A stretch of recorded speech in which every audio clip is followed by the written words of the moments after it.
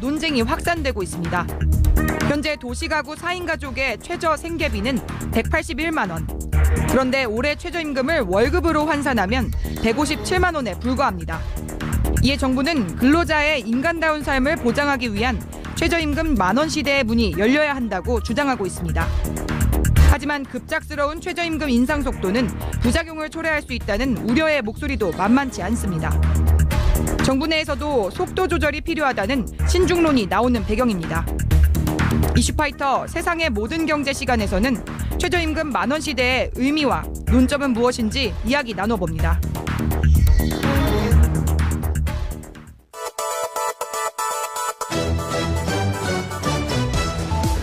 나른한 오후 2시, 그야말로 눈이 번쩍 뜨이는 이슈들로 여러분들의 오후를 제가 확실히 책임지겠습니다. 지금까지 들어온 그야말로 핫한 소식을 중심으로 2월 13일 화요일 이슈파이터 지금부터 출발하겠습니다. 매주 화요일의 고정 코너입니다. 세상의 모든 경제, 세모경 시간인데요.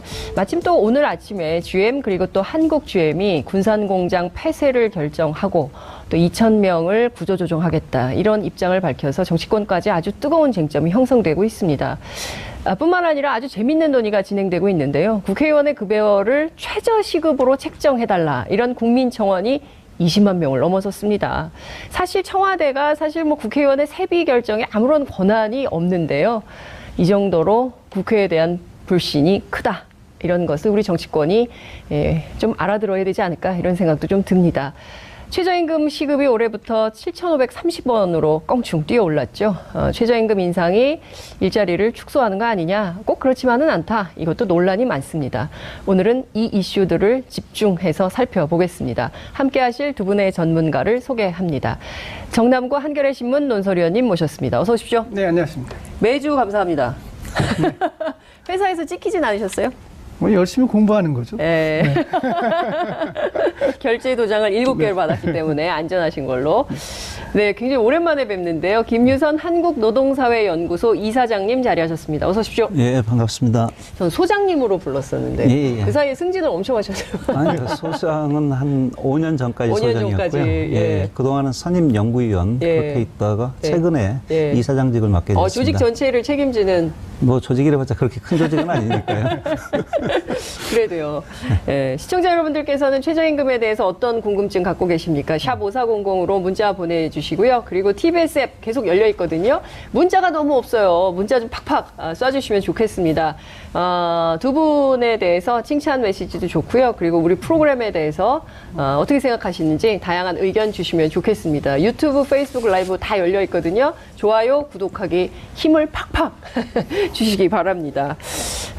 GM 얘기를 좀 시작을 해봐야 될 것 같은데요. 하필이면 설 연휴를 앞두고. 그러게요. 하필이면 지금 평창올림픽으로 막 가고 또 남북관계에 막 뜨거운 쟁점이 되고 있는데 하필이면 이때 대량 실업 위기가 또 발생하는 거 아니냐 걱정이 정말 크고 있습니다. 의원님 어떻게 보십니까? 한국GM 어려움이 많았죠. 2003년에 옛 대우의 승용차 부문을 인수해서 이제 대우차. 됐는데요. 대우의 승용차 부문만 인수해서 한국GM이 지금 됐는데 2014년부터 상당히 좀 어렵습니다. 현재는 자본금을 모두 까먹고 마이너스 상태이고요.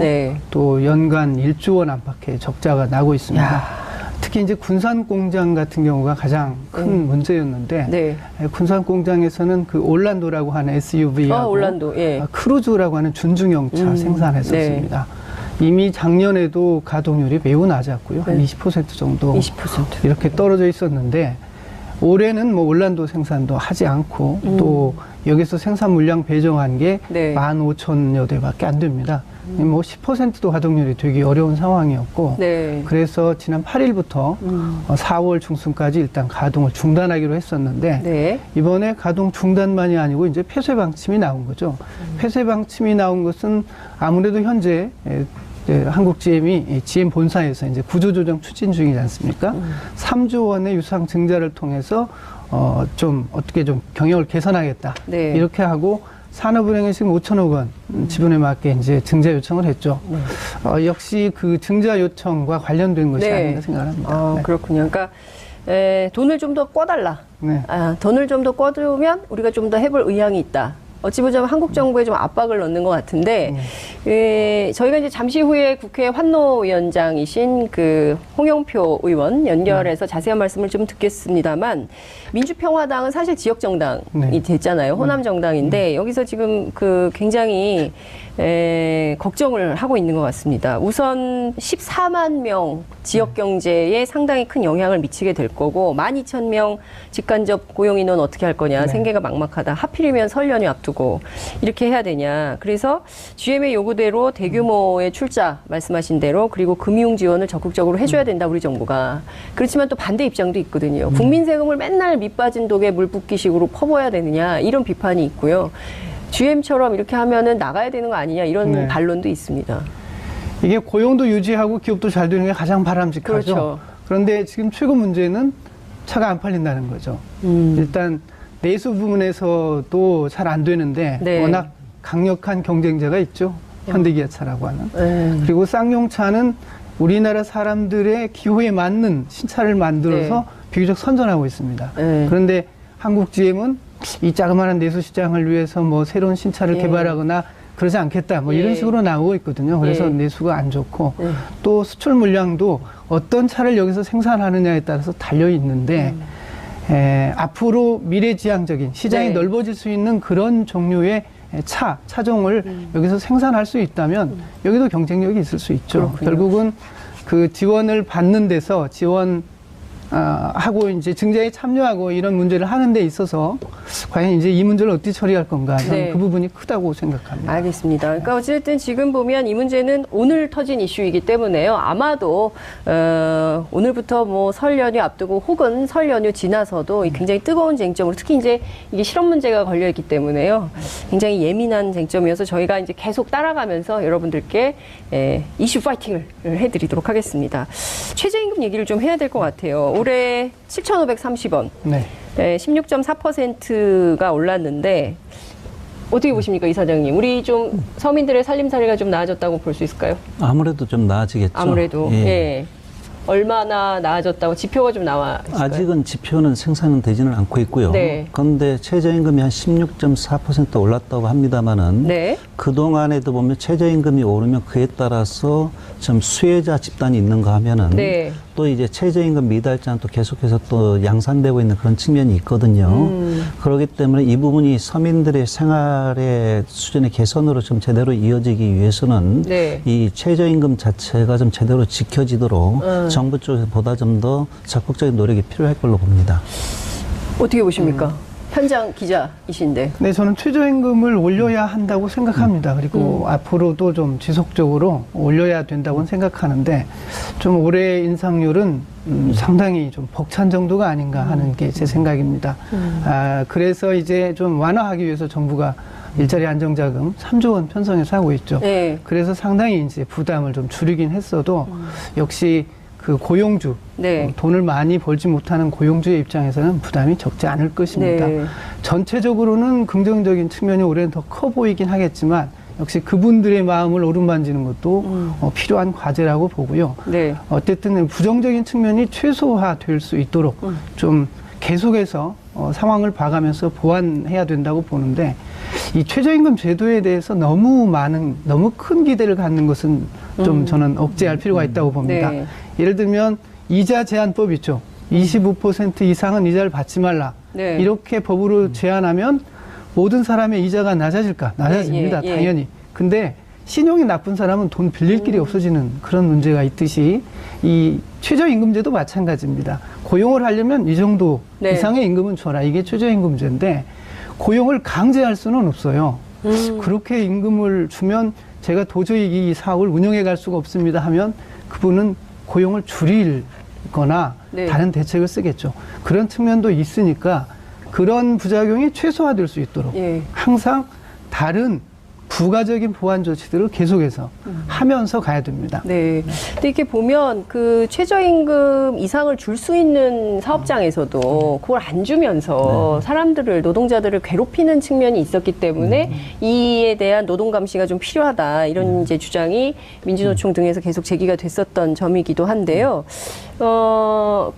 지금 뭐 핵심 쟁점은 이건 것 같아요. 최저임금이 오르는 만큼 그 정도의 안정된 노동시장이 보장될 거냐, 고용시장이 안정화될 거냐, 아니라 최저임금이 오르는 만큼 고용에서 멀어지거나 떠나는 또 이런 일자리를 잃게 되는 사람들이 많아지는 거 아니냐. 물론 이제 우리가 지표로 확인을 좀 해봐야 되겠지만 지금 아직 그게 나오진 않았죠. 네. 아직은 뭐 2018년이 이제 시작된 지 막 얼마 안 됐죠. 예. 저희 종합적인 지표는 안 나왔고요.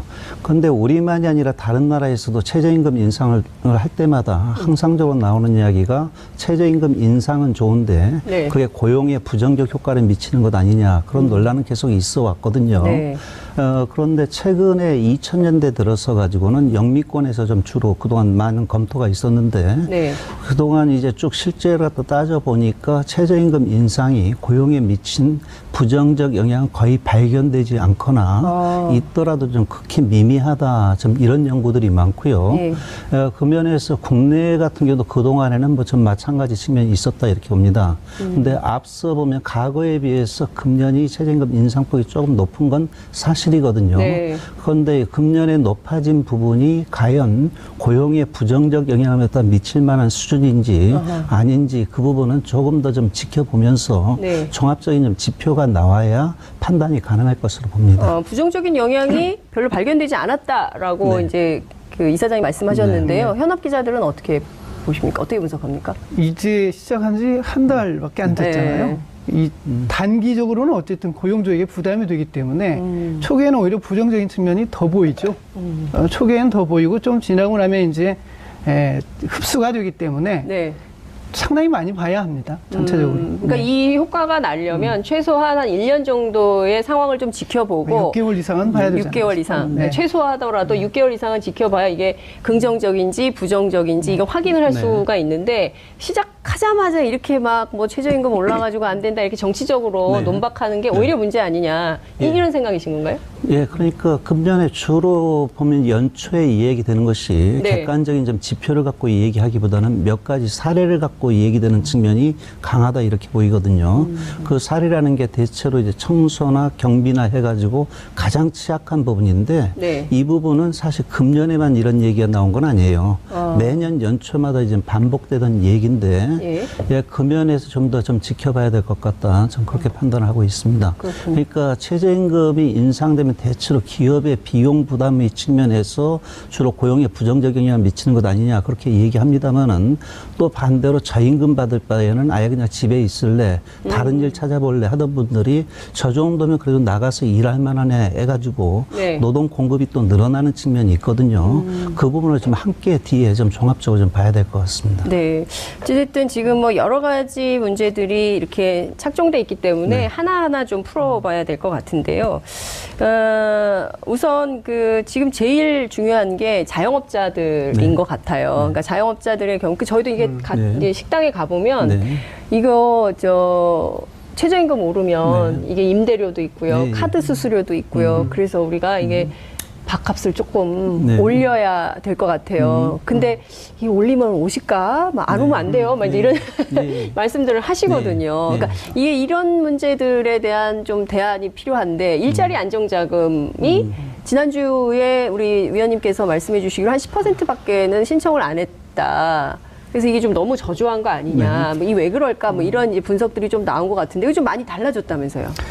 2월 들어서 많이 신청합니다. 하루에 4만 명 정도. 하루에 4만 명은 신청해서 지금 어제 기준으로는 42만 명. 42만 정도? 명. 네. 예. 대상자를 우리가 한 300만 명 지금 보고 있으니까 네. 한 14%는 된 거죠. 1월 30일까지 8만 명 정도였는데 그 네. 뒤에 2월 들어서 본격적으로 이제 되고 있습니다. 이게 신청을 한다는 건 좋은 의미입니다. 우선 지원을 받는 것도 있고 그래서 네. 안착하는 것도 있지만 고용보험도 들게 되고 네. 또 한 가지는 그동안 우리나라는 최저임금제가 있었지만 미준수율이 꽤 높았지 않습니까? 그런데 이렇게 일자리 안정자금을 받는다는 건 이제 준수한다는 쪽이니까 네. 저는 긍정적인 쪽으로 봅니다. 다만 이제 제가 아까도 말씀드렸는데 이 나무에 눈이 쌓이다가 네. 나뭇가지가 부러지는 때가 있죠. 그렇죠. 그럼 누가 그 나뭇가지를 부러뜨렸을까? 사실 마지막 눈 한 송이라고 그럽니다. 그런 것처럼 그 자영업자 굉장히 고민했어요. 네, 자영업자분들 일하실 때 임대료도 있고 무슨 카드 수수료 있고 다 부담스럽지만 인건비도 역시 자영업자들의 부담은 부담이다. 이건 우리가 이해해야 합니다. 네. 그런 얘기 좀 들으십니까, 소장님? 근데 거기서 약간 좀 구분해서 봐야 되거든요. 자영업자면 대체로 우리나라 통계에서 560만 이렇게 나오거든요. 560만. 네, 그 중에서 한 400만 명 가까이는 피고용인이 한 명도 없는 자영업자예요. 본인이나 가족끼리 하는 거. 그렇기 때문에 사실 최저임금하고는 무관한 부분이고, 그건 이제 나머지 한 160만 정도는 영향을 미칠 것이다. 일단 이렇게 보는데, 그분들에게 이제 실제로 뭐 최저임금 인상에 따라서 한 달에 뭡니까 추가로 지급해야 될 임금이 대체 한 10만 원 정도 나오거든요. 최저임금 미달자인 경우에. 그리고 그 영세업체 같은 경우도 최저임금 넘어서던 데 같은 경우 큰 영향은 없을 거고요. 그 면에서 과연 그 액수가 그렇게 큰 부담일까 하는 생각을 해볼 수가 있는데 앞서 말씀하신 것처럼 이제 가뜩이나 어렵던 상태에서 그 상태에서 흔히 보다 더 어려운 이유가 뭐 부동산 임대료라든가 카드 수수료라든가 아니면은 원하청 관계에서 뭡니까 지급해야 될 뭐 수수료라든가 이런 부분들에서 오는 측면이 큰데 그 부분은 워낙 본인들이 가불관계에서 너무나 약자에 있다 보니까 어떻게 뭐라 할 처지는 못 되는 상태에서 최저임금이 인상되니까 그 부분 좀 심리적 요인에서 특히 최저임금에 대해서 이 상당히 부담감을 느끼는 것이 좀 표출되는 것 아니냐 그렇게 보고 있습니다. 그렇군요. 그 지난주에 검은 월요일 뉴욕발 저희도 이제 지난주에 짚었었는데요. 이게 증시 폭락의 원인이 뭐 월마트 최저임금 때문이었다라는 언론의 보도가 있어요. 근데 실제로 최저임금이 올라가면 주식 증시에까지 이렇게 영향을 미치나? 이런 생각을 아마도 많은 국민들께서 하셨을 것 같은데요. 이것도 좀 아무데도 이런 분석을 안 해주기 때문에 정남구 위원님만 전문적으로 하실 수 있기 때문에 제가 좀 여쭤보겠습니다. 지금 미국 증시가 왜 떨어졌는가? 그것에 대해서 깊이 있게 이해하면 사실 간단합니다. 미국이 제로금리에서 탈피한 게 2006년 말이고 2016년 말이죠. 그래서 금리를 올려야 하는데 금리 인상 속도가 생각보다 많이 느리죠. 느린 이유는 물가가 안 오르기 때문입니다. 물가가 안 오르는데 왜 금리를 빨리 올리느냐 이렇게 얘기하죠. 근데 물가가 오를 것이다라는 증거가 어디에서 나오느냐? 임금입니다. 임금. 임금이 안 오르기 때문에 물가가 안 오르는 거거든요. 그래서 임금이 이제 오른다면 물가도 오를 것이고 금리도 더 빨리 올려야 된다. 그런데 그때 마침 나온 지표가 고용지표였습니다. 고용과 임금 관련해서 고용지표도 좋고 임금도 올라간다는 시그널이 나온 겁니다. 그래서 그 월마트의 최저임금 얘기가 같이 거론된 것이죠. 그렇군요. 어쨌든 지금 뭐 많은 국민들께서 관심 있게 보는 사안이고 또 경우에 따라서는 이제 본인이 최저임금에 해당하는 분들도 있기 때문에 굉장히 이제 민감하게 볼 텐데 최근에 신세계가요. 노동시간을 35시간으로 단축하겠다고 그래서 굉장히 그 환영을 받았어요. 그 OECD 국가 중에서 가장 일하는 시간이 긴 대한민국에서 그래도 재벌이, 그래도 대기업인 신세계가 먼저 이렇게 노동시간 단축에 나서는구나 라고 생각을 했더니 그게 아니라 임금을 덜 주려고 임금 인상을 안 하려고 하는 거 아니냐, 이거 꼼수다, 이런 노동자들의 비판이 있습니다. 이사장님 어떻게 보세요? 잘하는 건가요? 저는 일단 긍정적으로 봅니다. 긍정적으로 보세요? 그건 뭐냐면은 최저임금 뭐 인상이라든가 다른 인건비의 인상이 있을 때 기업 입장에서 나름대로 뭐 경비였다가 좀 최소화하기 위해서 노동 시간을 갖다 단축하려고 하는 그런 동기가 부여될 수 있다 이렇게 보이고요. 이 때문에 임금이 줄면 좀 노동 시간은 줄이고 원래 임금은 주던 대로 주고 뭐 이러면 안 되나요? 거기가 시간당 임금은 아마 줄어들지는 않았을 거예요. 임금 총액이 주 36시간 전에 40시간 하면 이만큼 받을 것이다 했는데 35시간 되니까 그에 비례해서 줄었다 뭐 이런 측면인데 저는 일단 그동안 우리나라에서 장시간 노동이다 하는 것 자체도 어떻게 보면 저임금하고 흔히 동전의 양면이다 이렇게 얘기하지 않습니까? 그것 자체가 또 곧바로 이번에도 보여주는 것이다 이렇게 보이는데 최저임금이라든가 이런 인건비 상승이 있으니까 기업 나름대로의 필요에 의해서도 노동시간을 단축하려고 하는 거 그것 자체는 긍정적이다 이렇게 보고요. 그리고 뭐 노동시간이 단축된 상태에서 또 다시 뭐 내년 내후년 해서 뭐 임금 인상 해 나가면 뭐 임금 총액도 더 올라가지 않겠습니까? 긍정적으로 보신다고 하셨어요.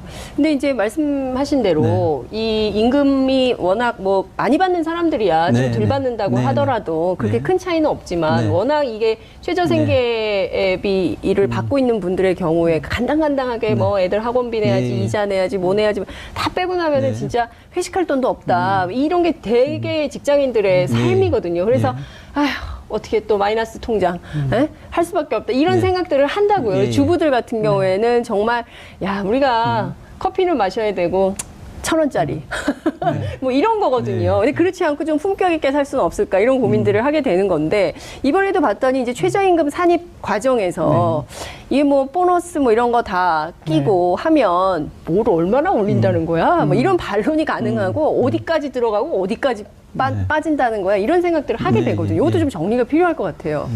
이사장님은 어떤 의견이신지 모르겠습니다만 저는 사실 이거 먼저 했어야 된다고 봅니다. 이거 먼저 했어야 된다. 최저임금을 올릴 때 먼저 해야 되는 것은 사실 미준 수율을 낮추는 게 중요하죠. 그래서 제도가 형해화되지 않도록 제대로 작동하도록 하는 게 중요하고 또 한 가지는 최저임금을 올리기 전에 논란이 벌어질 소지가 있는 걸 정비하는 게 필요했을 텐데 조금 이제 우리 순서는 좀 뒤바뀌었습니다. 어쨌든 뭐 나중에 하더라도 고쳐야 될 텐데 우리나라 임금 체계가 굉장히 복잡합니다. 맞아요. 그리고 회사마다 다 다른데요. 다 달라요. 기본급이 작죠. 그리고 다른 수당들이 많이 있어요. 대기업들도 수당 다 빼면 별 차이 없어. 뭐 이런 얘기가 나오는 거거든요. 그렇죠. 그러다 보니까 이렇게 생겼는데 저는 제 생각은 그렇습니다. 우리 통상임금에 대한 원칙이 있듯이 최저임금도 그런 원칙에 좀 맞춰서 가야 되지 않는가 저는 그렇게 생각합니다. 네. 이사장님 그 부분에 대해서는 저하고 뭐 큰 이견이 없어요. 다를 줄 알았는데 너무. 네, 근데 뭐 순서대로 뭐 제도 개선 먼저 해놓고 뭐 최저임금 인상 뭐 현실은 그렇게 돌아가지는 않을 것이다 이렇게 보이고요. 그러고 하는데 저 역시 이제 최저임금 같은 경우에는 통상임금과 마찬가지로 소정근로시간 일했을 때 지급받는 임금 요걸 기준으로 해서 좀 단순화하는 것이 필요하다 이렇게 봅니다. 그리고 아까 말씀하실 때 뭐 시간이 단축되면 당장 임금이 좀 줄지 않냐 좀 이렇게 보는데요. 단기적으로는 가도적으로는 그런 측면이 있을 수 있다 이렇게 보는데 노동부나 정부 통계 가지고 분석을 해보면은 주 40시간을 넘어서 가지고 연장근로 하시는 분들을 보면은 주 44시간 하는 분이나 48시간 하는 분이나 52시간 하는 분이나 거의 임금 총액은 똑같아요. 이것 자체는 뭐냐면 기업이 인건비를 갖다 정할 때 아, 저 사람 일 시키려고 하면 오늘 한 250만 원은 줘야 돼. 올 300만 원은 줘야 돼. 이런 나름대로 판단을 하고 회사의 기존의 간행이나 거기에 따라서 노동시간만큼 일을 시키거든요. 그렇기 때문에 제가 볼 때 같은 경우는 당장 가도적으로 약간의 불이익이 있다더라도 일단 노동시간을 줄여야 일단은 저기 노동시간도 줄어서 일과 생활의 양립이 가능하고 그러면서 임금 총액은 어떤 약간의 가도기를 거치면은 어떤 형태든 조정될 수밖에 없을 것이다. 그렇게 봅니다. 너무 길어요. 일하는 시간이 너무 길고 길어요. 너무 길어서 뭐 유러피언 드림 이런 거는 꿈도 못 꾸고 정말 대부분의 경우에 회사에 매여지거든요. 오죽하면 광고에도 나오잖아요. 아빠 또 놀러 와. 애기가 그러지 않습니까? 그러니까 이게 한국 사회 현실이거든요. 그 최저임금도 중요하지만 지금 굉장히 중요한 쟁점은 노동시간 단축이다. 그러니까 이 최저임금 산입 범위 문제도 저는 그 휴일 근로에 대한 중복 할증 같이 논의할 필요가 있다고 휴일 근로 중복 할증. 휴일 근로에 대해서 중복 할증하는 것은 정말 휴일 근로를 줄이자, 초과 근로를 줄이자, 노동시간을 좀 단축하자 하는 좀 강한 의지의 표현일 수 있기 때문에 그건 좀 더 적극적으로 고려하는 게 낫지 않나 저는 생각합니다. 이슈파이터 PD가 너무 좋은 아이디어래요. 노동시간 더 줄여야 된다. 엄청 TBS 노동자들이 이거에 적극 동참하니까 사장님께서 좀 판단해 주시길 바란다 이런 말씀을 좀 드리면서요. 근데 이제 이런 얘기가 나와요. 안철수 바른미래당 의원이 이런 얘기 아니죠. 그 지금 대표까지 되겠죠. 아직 국회의원 아니기 때문에 작가님 잘못 써주셨네. 최저임금을 업종별로 또 지역별로 나눠서 적용을 이게 가능한 일입니까? 이게 최저임금 제도 자체가 있는데 이것을 업종별로 지역별로 그러니까 경비원들은 이렇게 그다음에 뭐 이를테면 패스트푸드점에서 일하는 직원들은 이렇게 이게 나눌 수 있습니까? 현행 제도상으로는 업종별로는 구분해서 정할 수는 있게 돼 있습니다. 그게 88년, 89년 도입 당시부터 그렇게 돼 있는데요. 처음에 한 번 정도 하고 제조업하고 비제조업하고 그 이후에는 한 번도 적용을 안 했거든요. 그거는 왜 그러냐면 최저임금위원회다 하는 기구에서 최저임금을 갖다 정할 때 최저임금은 어떻게 보면 가장 기본적인 최소한의 생활하다 유지할 수 있는 수준 기준을 책정하는 거잖아요. 네. 그래놓고 너는 이 사람들보다 덜 받아. 너는 더 받아. 이것 자체가 사실 논리상은 쉽지가 않거든요. 그 면에서 하나의 기구에서 그걸 정하는 것은 쉽지 않을 것이다. 이렇게 보이고요. 그 다음에 이제 지역별로 정하는 부분들은 큰 나라들은 있는데 우리나라 같은 경우는 그렇게 큰 나라는 아니지 않습니까? 그렇죠. 그리고 전국이 하나의 뭐 일일 생활권 비슷한 맞습니다. 상태인데 그 상태에서 지역별로 최저임금마다 달리 정한다고 하면은 오히려 해당 지역에 대해서 일정 낙인 효과 같은 것도 생기고 하기 때문에 부정적이다 해서 제가 접해본 전문가분들의 경우에는 특히 지역별 최저임금에 대해서는 대체로 좀 부정적인 것 같습니다. 네, 그러니까 이런 건 있을 수 있어요. 그러니까 서울은 막 집값도 비싸고 렌트비도 비싸고 이러기 때문에 서울에서는 똑같은 임금을 받는다 하더라도 이걸로 살 수가 없는데 지역에 내려가면 그 정도면 살 수 있어. 이런 게 되기 때문에 아마 이런 생각을 하지 않았을까 싶은 생각은 드는데 일본 같은 경우에는 도도부현별로 최저임금이 다르죠. 뭐 기준만 정해놓고 역시 일본 특파원. 도쿄가 지금 올해 958엔 그리고 구마모토 같은 경우에 737엔입니다. 그러니까 220엔 차이니까 30% 가까이 차이가 나죠. 네. 지역의 물가 생활비 차이가 현격히 크기 때문에 이렇게 하고 있는데 우리나라도 분명히 생계비 차이는 있을 겁니다. 그래서 예를 들면 광주형 일자리와 같은 발상도 있었죠. 자동차 회사를 광주에다 세우고 연봉을 지금의 자동차 기업보다 낮춘다. 그리고 대신 광주 지역사회가 이분들의 생활비가 올라가지 않도록 같이 협력한다. 이런 발상도 있을 정도로 지역과 서울의 차이가 분명히 있긴 있습니다. 그런데 이 최저임금은 그렇게 차등을 두었을 경우에 과연 한국인들이 받아들일 수 있겠는가 이 부분이 있어요. 그래서 대한민국 합리적인 것, 합리적이라는 생각은 드는데 정서적으로 수용이 좀 쉽지 않겠구나 이런 생각이 들고요. 또 업종별 같으면 예전에 감시 단속 근로자, 감시 단속 근로자라면 경비원 같은 분들이죠. 이분들에 대해서는 감액 예외 규정이 있었죠. 그래서 한때 70%, 80% 했다가 100%로 한 게 2015년부터죠. 그런 역사가 있습니다. 이걸 감안하면 이런 분들이라고 해서 차등을 두기 쉽지 않을 것 같습니다. 근데 이제 그 중요한 쟁점 중에 하나인데요. 시간이 없어서 짧게 좀 답변을 좀 들어야 될 것 같은데 이게 역설적이게도 최저임금이 올라가니까 실업급여를 신청하는 사람들이 굉장히 많이 늘어났다는 보도가 나왔어요.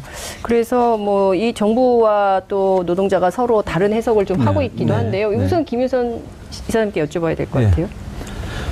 그 부분은 전혀 인과관계가 없는 게 시기적으로 어떻게 맞물리다 보니까 좀 그런 얘기 하는 것 아닌가 좀 언론이 그렇게 많이 봅니다. 쓰는 겁니까? 그러니까 실업급여 가지고 아마 지표를 갖다 뽑은 것 같은데 실업급여 그 부분 같은 일정한 고용보험에 이미 가입한 사람들을 대상으로 하거든요. 정규직 대상이라는 거죠? 상당 부분 이제 정규직이고 비정규직 같은 게 한 절반 정도고 한데 그렇기 때문에 그 부분을 가지고 좀 종합적으로 판단하기는 좀 어렵고요. 대체 그 구체적인 내용을 보면은 최근에 주로 이렇게 고용이 좀 줄어든 부분이 이건 주로 제조업이거든요.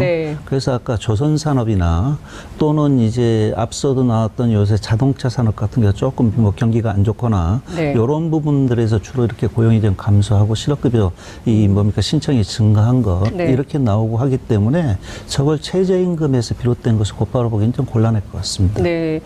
그러니까요. 이제 그 실직을 하게 되면 이제 실업급여를 신청을 하게 되는데 이게 자발적으로 그만둔 사람은 또 이게 신청이 안 되더라고요. 해고된 사람들만 신청할 수 있어서 저는 이것도 좀 바꿔야 될 것 같아요. 왜냐하면 나갈 수밖에 없는 상황을 만들어서 사표 쓰게 한 다음에 실업급여도 안 주고 내쫓는 경우 저는 이런 것은 좀 막아야 되지 않을까 싶은데 당장 지금 군산이 걱정입니다. 그래서 저희가 국회 환경노동위원장이신 홍영표 더불어민주당 의원을 전화로 연결해서 지금 이 한국 GM대우의 사태를 어떻게 봐야 될지 직접 전화 연결을 좀 해보겠습니다. 위원장님 나와 계십니까? 네, 안녕하세요. 홍정표입니다. 네, 급하게 전화 연결 응해주셔서 너무 감사드립니다. 하필이면 설을 앞두고 내일 모레가 설인데 이 우리 노동자들한테 굉장히 그 큰 부담을 안기는 이슈가 나왔어요. 그래서 좀 여쭤봐야 될 것 같은데요. 5월 말까지 군산 공장 폐쇄한다. 근데 그 의원님께서 군산만 그럴 게 아니다. 부평도 떠날 거다. 이런 말씀 주셨어요. 어떻게 이해해야 됩니까? 이 국면을? 지금 제가 부평을 포함한 완전 철수를 이야기한 건 아니고요. 그러니까 지금 아무튼 저는 GM이 한국GM을 다시 정상화시키기 위해서 네.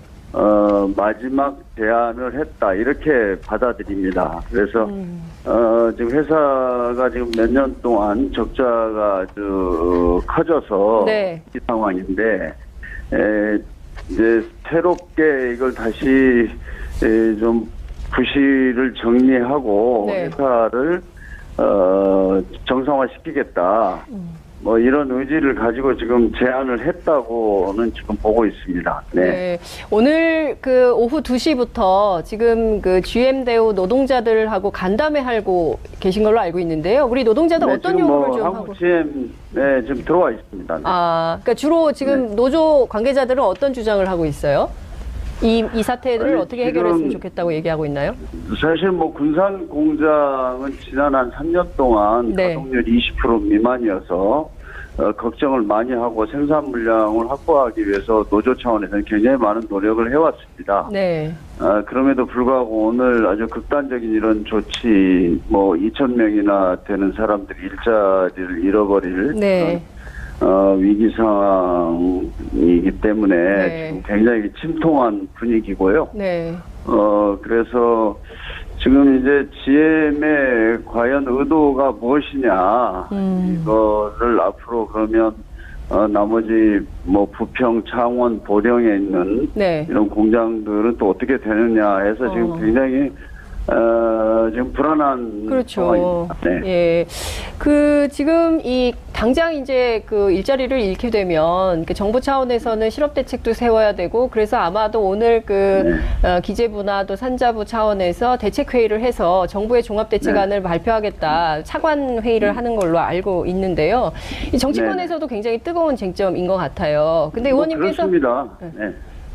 예, 의원님께서 무슨 말씀을 하셨냐면 이게 그 높은 임금 때문이 아니다. 이 GM이 이렇게 이 지경에 이른 가장 큰 이유는 사실 미국 본사에 2조 7천억 원이나 되는 부채가 이미 있고 그리고 높은 이자 비용이 문제고 그리고 부품비가 너무 높아서 이게 사실은 이 공장 자체, 이 회사 자체의 문제지 무슨 노동자들이 임금이 높고 이래서 생긴 문제는 아니다. 이런 말씀을 좀 주셨어요. 그 원인이 구체적으로 뭐라고 좀 봐야 될까요? 네, 저는 이제 그 회사의 어떤 재무 구조가 이렇게 악화된 것은 지금 미국 본사와 이 한국 GM과의 아주 불평등한 어떤 그 경영 뭐 이렇게 계약이랄까요? 뭐 이런 것 때문이라고 생각을 합니다. 불평등한 경영 계약이요? 예. 네네.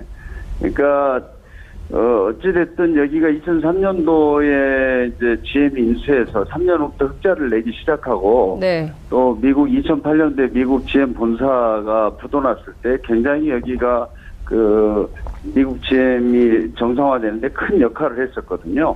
근데 이제 그 뒤로 여러 가지 뭐 유럽이라든지 뭐 해외 시장에서 철수를 하고 네. 또 그 뒤로는 여기 이제 그 뭐 환차손에 대한 손실도 있었고 여러 가지 경영상의 문제가 있었습니다. 그러다 보니까 이제 적자가 누적이 됐고 예.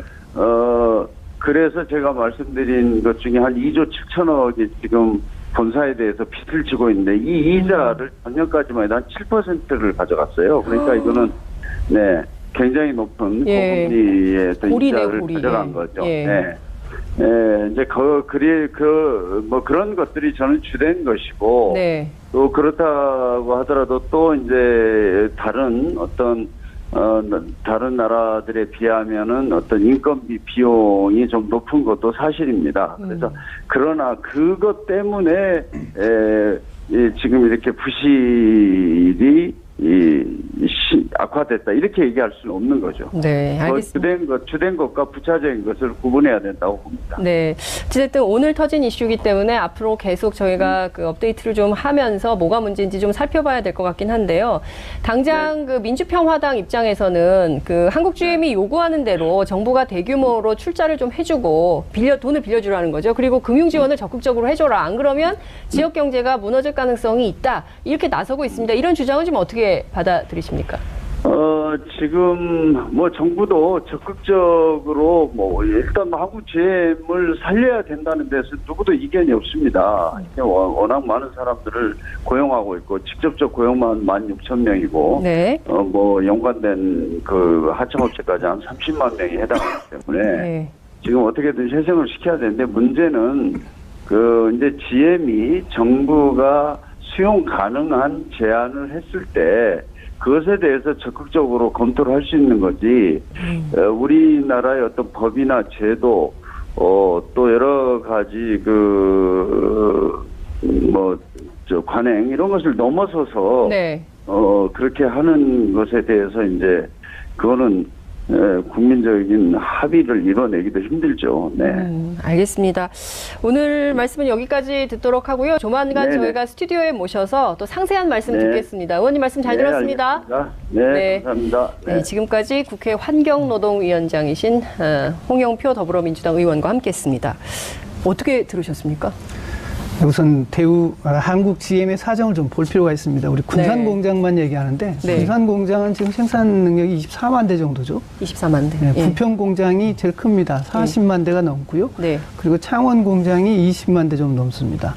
그리고 외에 이제 보령은 이제 엔진 공장이고요. 엔진 공장. 지금 우리 군산 얘기하는데 걱정거리는 사실 한국 GM 전체 한 덩어리입니다. 한국 GM 전체. 네. 이 굉장히 고용에 비친 고용 규모도 크고요. 전체가 얼마나 됩니까? 그러면? 정확히는 저도 모르겠는데요. 네. 10,000명이 넘죠. 직접 고용만 10,000명이 넘습니다. 직접 고용이 10,000명이 넘는다. 이 회사가 지금 흔들흔들 한단 말이에요. 네. 지금 완전히 자본이 잠식된 상태에다 적자가 연간 1조 원 난단 말이에요. 지금 3조 원 증자를 추진하는데 증자를 한다 하더라도 이제 장부상으로 돈은 3조가 들어오지만 실질적으로 유동성이 증가하는 부분은 1조가 못 들 걸로 지금 보고 그래요? 있습니다. 그렇다면 이게 얼마 견뎌요? 1년밖에 못 견딘다는 얘기 아니겠습니까? 그럼 또 달라고 그러면 어떡해요? 결국은 그렇게 되지 않도록 이번에 협상을 해야 되겠죠. 주고받는 게 역시 있을 텐데 무작정 지원이 중요한 게 아니라 뒤를 봐가면서 지원할 필요가 있습니다. 이 한국 GM이 제대로 굴러가려면 제일 중요한 것은 수출 부분에서는 역시 팔리는 차를 생산하는 겁니다. 팔리는 차. 네. 그 부분을 어떻게 협상해서 글로벌 GM 차원에서 이제 물량 배정을 어떻게 하느냐. 이 부분이 매우 중요하기 때문에 뭐 충분히 그 부분을 좀 논의할 필요가 있지 않나 생각합니다. 한국 GM 굉장히 덩어리가 큰 회사네요. 굉장히 지역적으로 많고 전체 16,000명을 직접 고용을 하고 있고 30만의 고용 여파가 있다면 이게 우리 경제에 미치는 영향이 어마어마한 일이기 때문에 잘 들여다봐야 될 것 같은데 소장님 어떻게 들으셨어요? 이사장님께서는 홍영표 위원장님. 네, 뭐 오늘 갑자기 이렇게 언론에 확 불거진 문제 아직 그러니까 제대로 검토를 못했는데요. 그러고 한데 아무래도 회사 쪽에 정확한 의도가 뭔지 그걸 보고서 좀 정확하게 좀 판단할 필요가 있을 것 같습니다. 뭐 자칫하면 뭐 밑빠진 독이 물 붓기가 될 수도 있을 거고요. 네, 그러니까요. 굉장히 중요한 포인트 말씀해 주셨어요. 밑빠진 독에 물 붓기식으로 계속 국민 세금만 퍼붓는데 결과적으로 회사는 회생하지 못한다. 이거 어떻게 해야 되냐. 이 사회적 합의가 또 필요한 거 아니냐. 근데 제가 꼭 드리고 싶은 말씀은요. 이거 가지고 또 정치 쟁점화해서 지금 또 하고 있는 문제를 흐트러뜨리고 비본질적으로 또 덮으려고 한다면 이것은 우리 국민이 가만히 있지 않을 거다. 이런 말씀을 좀 드리겠습니다. 오늘 두 분 말씀 여기서 마무리해야 될 것 같습니다. 자, 말씀 잘 들었습니다. 고맙습니다. 고맙습니다. 감사합니다. 설 잘 보내십시오. 예.